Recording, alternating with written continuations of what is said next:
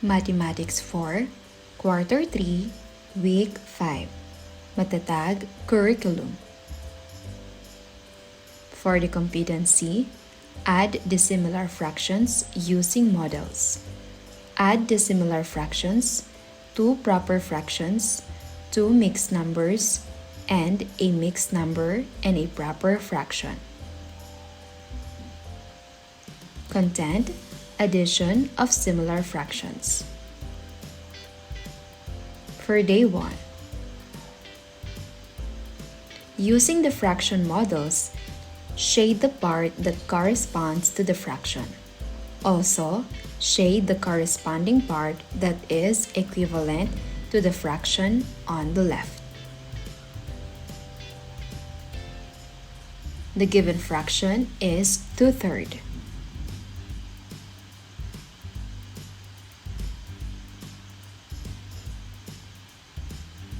Next is 3/5. And the third one is 3/4.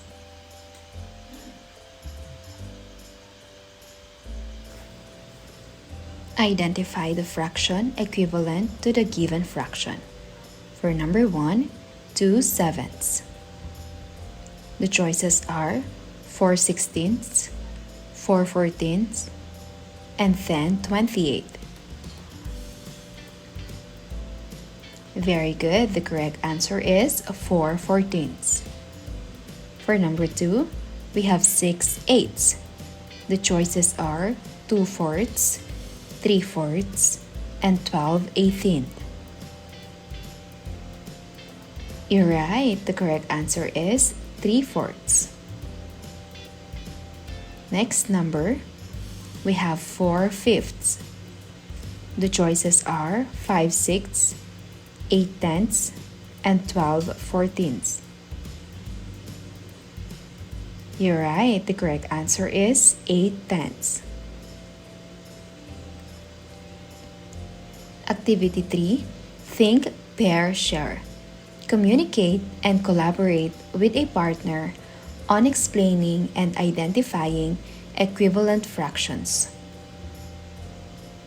With your assigned partner, give 3 fractions equivalent to the given fraction. For number 1, 3/6. Number 2, 2/8. And number 3, 12/36. Here are the possible answers.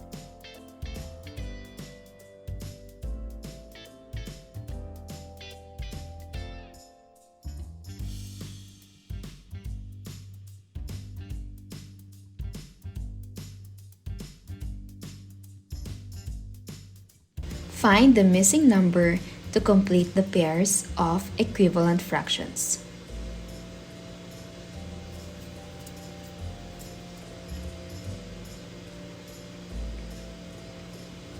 Let us now answer. For number 1, the correct answer is 1. Number 2, 24. And number 3 is 5.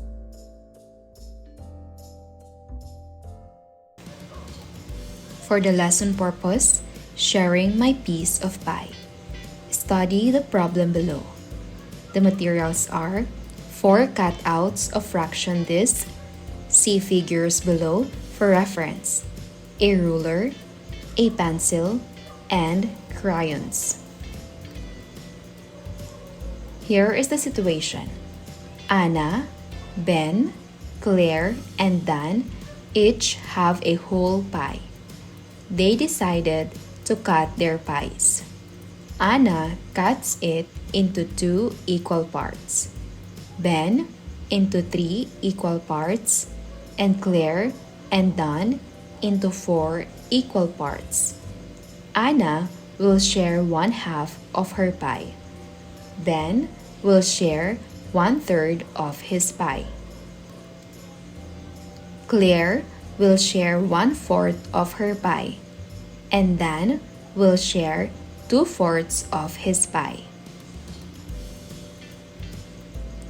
Model the fractions in the situation by shading the parts in the cutouts. Arrange the shares from least to greatest. Very good. The shares from least to greatest are 1/4, 1/3, and 1/2. Which of them has equivalent shares? Why? You're right.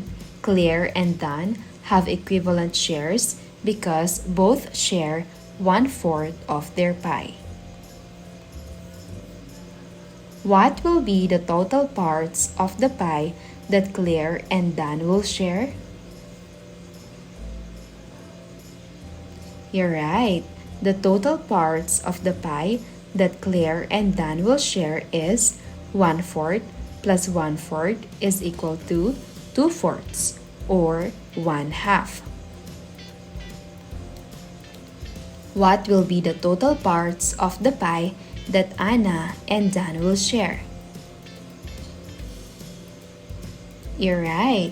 The total parts of the pie that Anna and Dan will share is 1/2 plus 1/4 is equal to 3/4.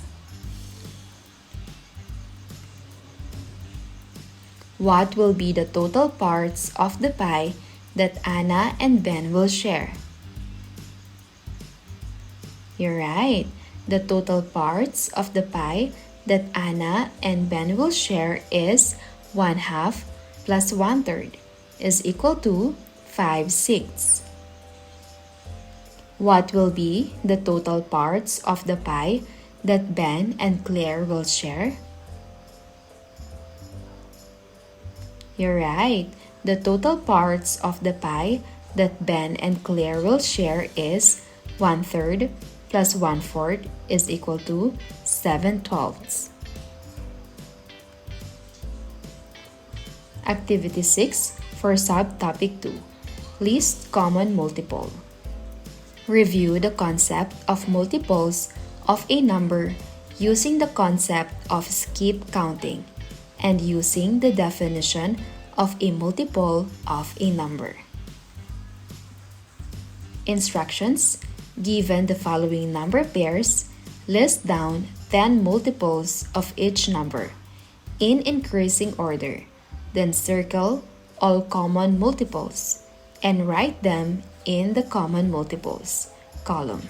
The first item is done for you. For the number pairs, we have 2 and 3, 3 and 4, 2 and 5, 3 and 5, and 4 and 8. In the number pair 2 and 3, which common multiple is the least? You're right. The least common multiple of 2 and 3 is 6. Which common multiple of 3 and 4 is the least? How about 2 and 5, 3 and 5? You're right. The least common multiple of 3 and 4 is 12. The least common multiple of 2 and 5 is 10. The least common multiple of 3 and 5 is 15. Can you explain how we were able to get the least common multiple of 2 and 3 without listing their common multiples 3 and 4, 2 and 5, 3 and 5? You're right. To find the least common multiple or LCM, we can use the prime factorization method or find the smallest number that both numbers divide into. For 2 and 3, the LCM is 6, as 2 and 3 are both factors of 6. For 3 and 4, the LCM is 12, as both 3 and 4 divide into 12.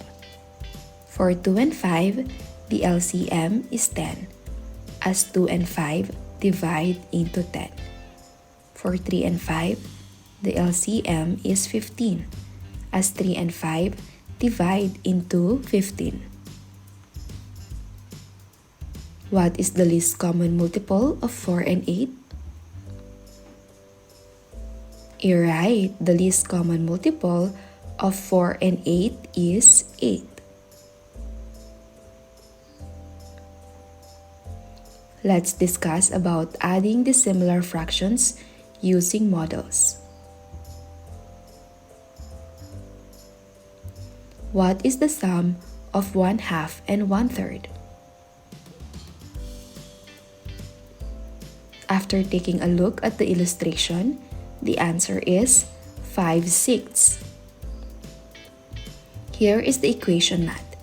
Add 1/2 and 1/3.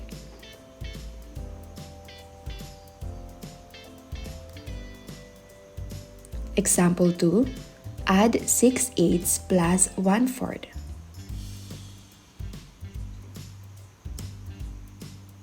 Based from the illustration, the answer is 8/8 or 1.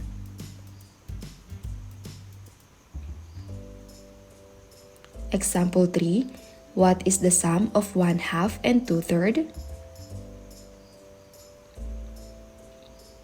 You're right, the answer is 1 and 1/6 or 7/6.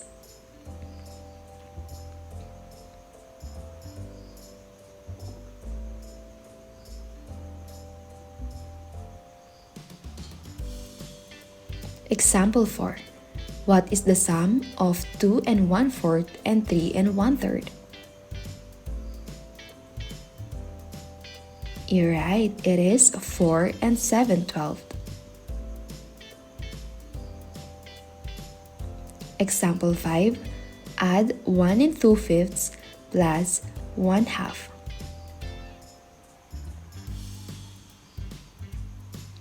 Very good. The correct answer is 1 and 9/10. For the activity 1, using fraction strips and crayons, shade the part that corresponds to the fractions below. Cut these parts and paste them into the addition mat. Get the sum of the dissimilar fractions. Show your work. Add the following fractions. If the sum is an improper fraction, convert it to a mixed number. Number 1, 1/5 plus 2/3. Number 2, 1/6 plus 2/3.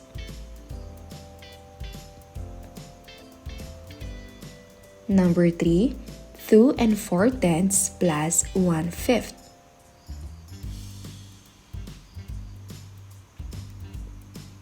Number 4, 4 and 3/4 plus 3 and 3/5.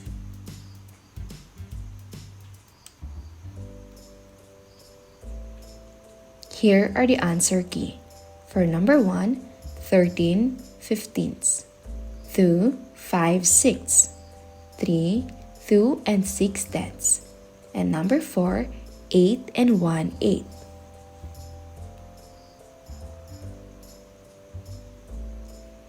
Add the following dissimilar fractions. Circle the correct answer.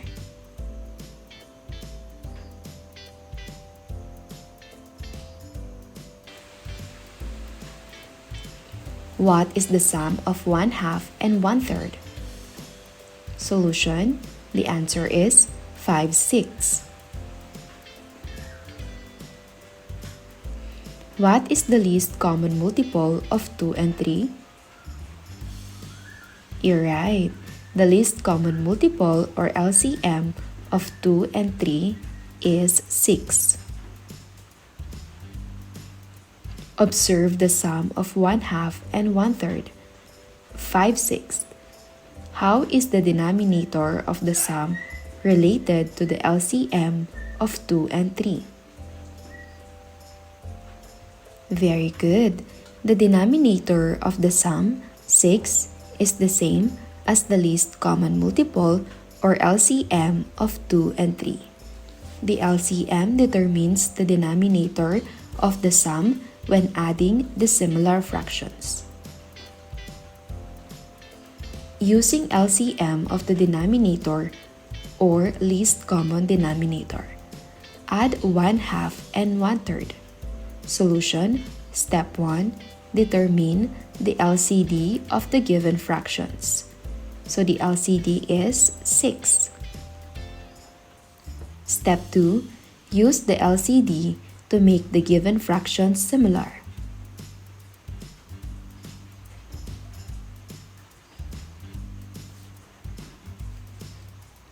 Step 3. Add the similar fractions.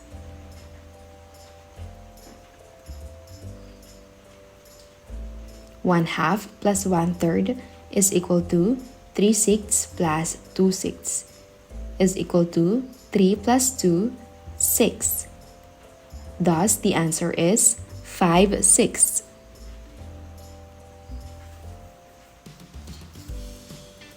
Example 2.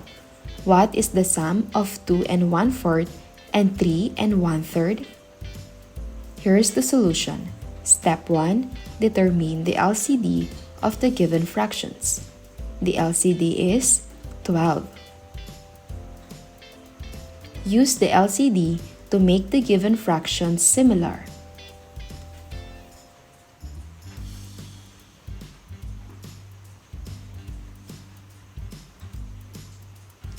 Add the similar fractions.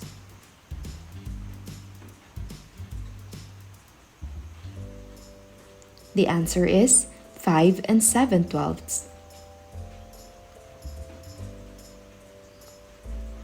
Example 3. Add 1 and 2/5 plus 1/2. Here's the solution. Step 1. Determine the LCD of the given fractions. The LCD is 10. Step 2. Use the LCD to make the given fractions similar.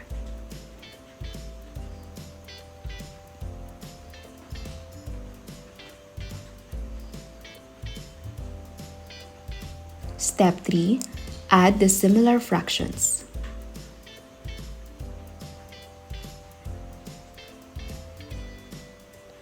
The answer is 1 and 9/10. For activity 3, find the sum of the following. If the sum is an improper fraction, convert it to a mixed number.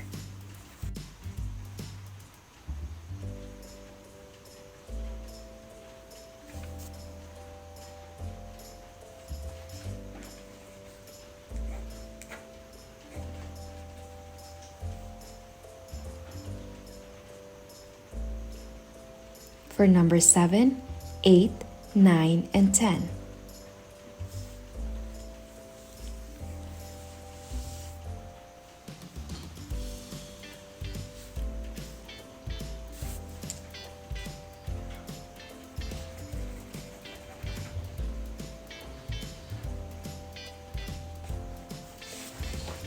Here are the correct answers.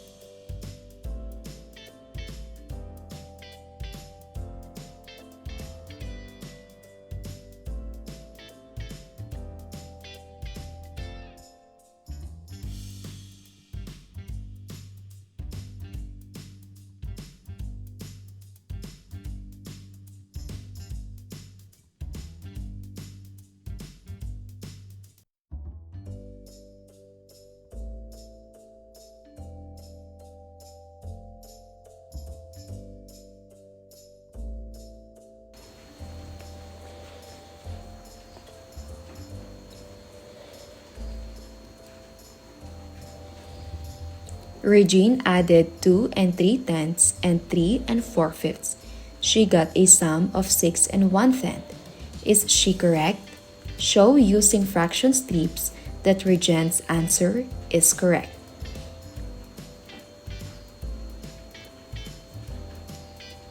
Find the sum of the following. Determine the letter corresponding to each sum in the decoder. Write your solution in the second column. What has 4 wheels and flies?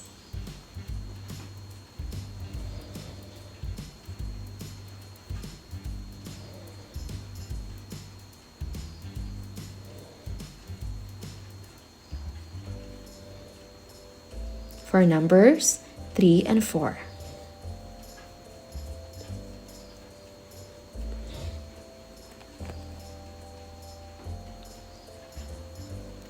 Here is the rubric.